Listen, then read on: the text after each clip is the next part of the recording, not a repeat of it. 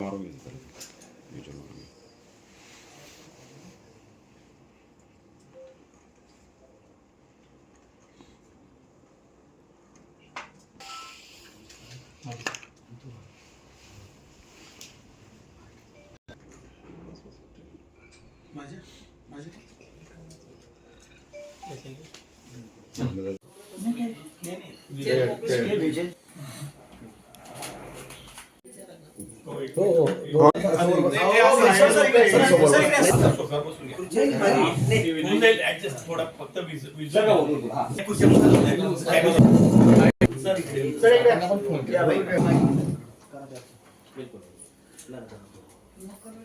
बोला अण्णा साहेब ताई साहेब तर बोलतील सर्वांच्या वतीने.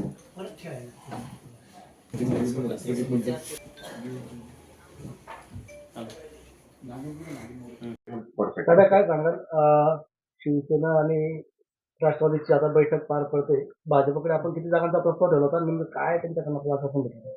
भारतीय जनता पक्षाकडे राष्ट्रवादीने प्रस्ताव ठेवलेला नाही किंवा भाजपने राष्ट्रवादीला प्रस्ताव दिलेला नाही. आज शिवसेना आणि आम्ही एकत्र आत्ताच 10 मिनिटापूर्वी एकत्र आलो.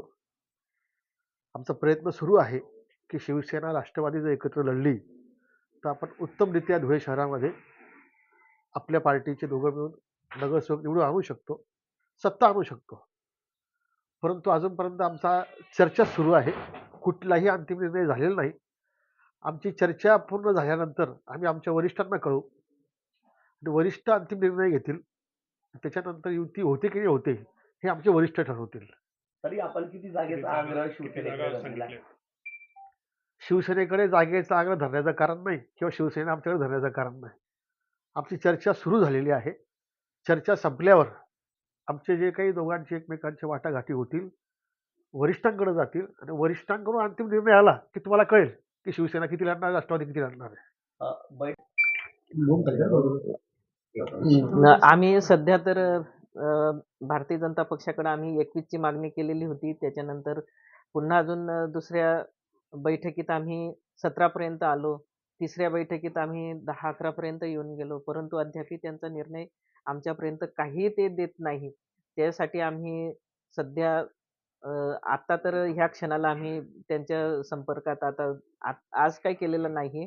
परंतु त्यांच्याकडनं आम्हाला काही रिप्लाय मिळत नाही. म्हणून आम्ही आणि राष्ट्रवादी आम्ही आता चर्चेसाठी बसलेलो आहोत. बघू आता काय पुढचे राष्ट्रवादीकडे आपण किती जागांची मागणी केली? आपण दोघी मिळून नाही, अजून आम्ही चर्चाच करीत आहोत. असं समन्वयाने होईल. मागणी साधारण किती? असं मागणी काहीच नाही. जे आम्ही मैत्रीपूर्व या ठिकाणी सगळ्यांची आम्ही चर्चा करूनच हा विषय ठरेल.